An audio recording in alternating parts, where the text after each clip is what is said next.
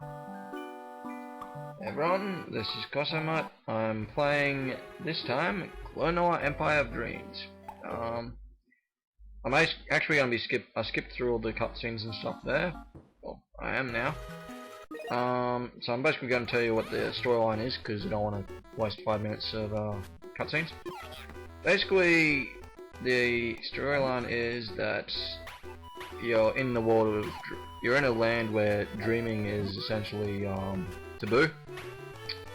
Klonoa has a dream, and in order to atone for his crime, according to the king anyway, he's got to go out and hunt several monsters which are causing horrors and terrification to the land. So yeah, the actual Klonoa storyline, like Klonoa games, I was first introduced to through a demo disc on PlayStation 2. If you're wondering why I'm playing this over the PlayStation 2 game, is because I actually couldn't find the PlayStation 2 thing, and I can't be bothered downloading an emulator to download the game, so I went and found this instead, and hopefully you enjoy it. Basically, a lot of people don't really know too much about him, but he's a pretty fun character. He, as you can see, his ears can be used as wings, and he attacks using a ring, so a lot of people kind of look down on this guy because they think that he's a mix of Tails from Sonic the Hedgehog and a couple of other characters, but I think he's unique in his own way. Like, they can only do so much creativity with character design and abilities and stuff before they actually have to scrape the barrel, so to speak. But yeah, the controls on this game are pretty good. As you can see, the artwork and the graphics are rather wonderful, real bright and colourful, which is pretty nice.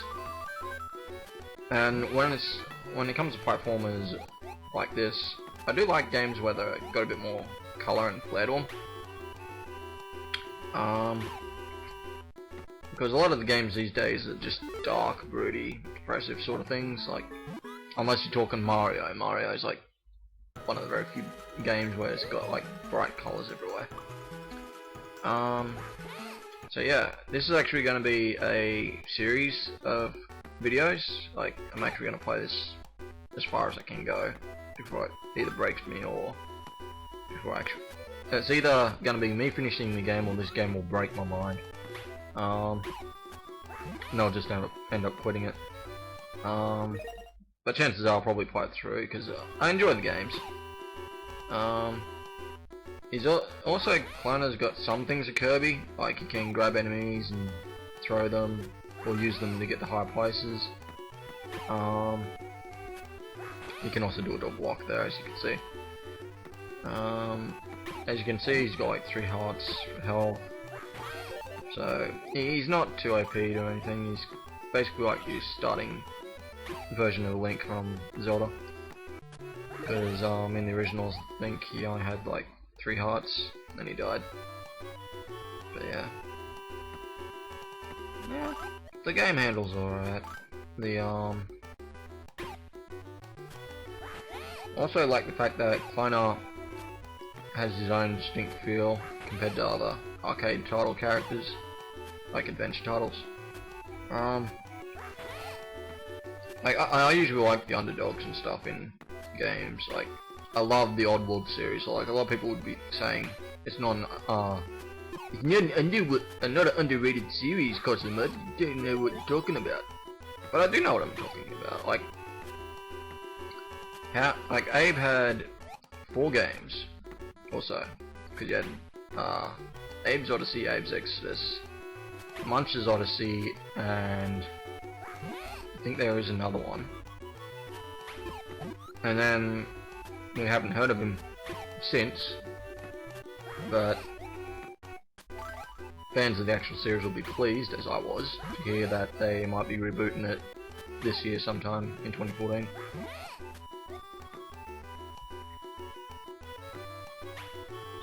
And a lot of people think that the adventure adventure slash platform title is dead, but I don't think so. I think that because games like COD and Halo and stuff, yes, I'm gonna bash FPSs, so you're probably gonna flame me for it, but I don't care. But I think platformers have still got to be possessed. It's not just gonna be flat out Mario Brothers and stuff from now on. Like, you look at this, and it's not only is it stunning to the eyes, but the controls are real basic.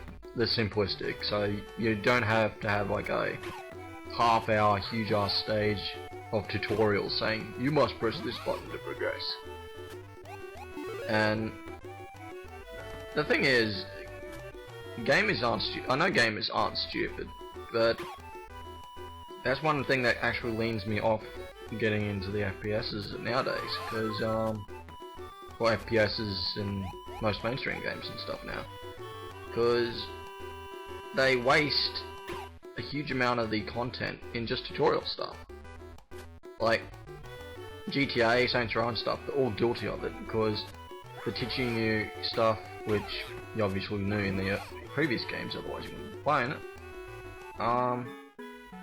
Like some things maybe needed to be told about, like new mechanics, but you shouldn't need to be taught how to hold a gun, how to aim, how to shoot, how to jump over things, because in all games of different types, like the similar types, like GTA, Saints Row, Sleeping Dogs and all that, they all got the same sort of game mechanic. They're all free roaming, shoot 'em up, driver, gangster sort of games. And I think the companies need to learn that they shouldn't treat the player as if they're a 5-year-old.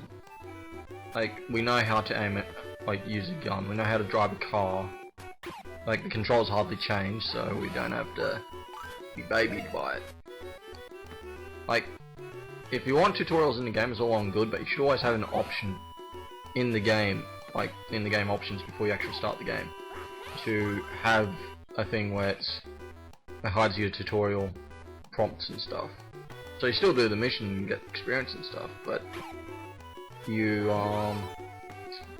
don't have to sit there and have the thing going, press this button to jump, or this button to get in the car or whatever. Because chances are, if you're like me and you don't, like if you're like me and sometimes don't bother with the manual, chances are you'll probably end up going into a game and what was it? Yeah, getting into a game, stuffing around in the game mode or whatever for like 10-15 minutes or so, just figuring out what buttons are. If you're in a fighting game, you'd usually go in the training or whatnot, unless you know how to play the game, and then it's not really a major problem. Like with Tekken and Ultimate Ninja 3 and all that sort of thing, the controls.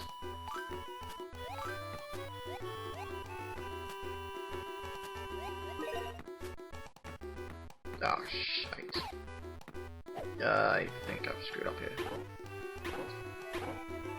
I think I'm gonna have to exit the map, then come back in. Yeah.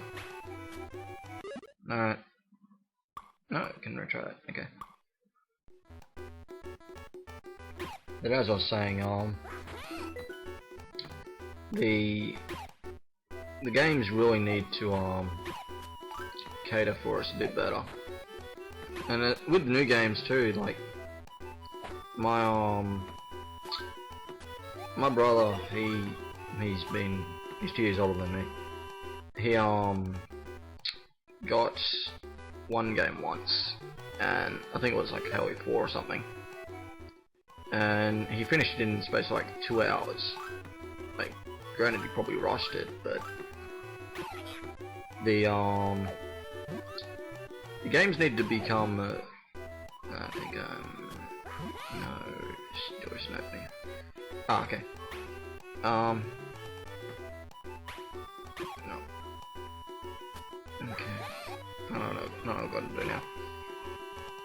But yeah, as I was saying, I think games need to become a bit more traditional in terms of difficulty and stuff. Like, Dark Souls is definitely a game that I hold proudly to this.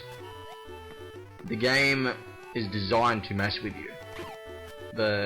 Like, half the people I know don't want to play Dark Souls because of the difficulty curve.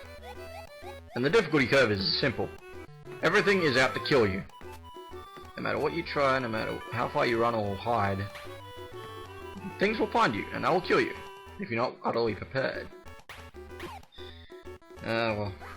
Anyway, I'm gonna end the video here because, yeah, it's a good mark. I've played through 3 levels. So, yeah, next video I'll have, like, next video for Klonoa, I'll do these 2 levels, whatever else I feel like doing. So yeah, this is Cosomut, and this is Klonoa Empire of Dreams.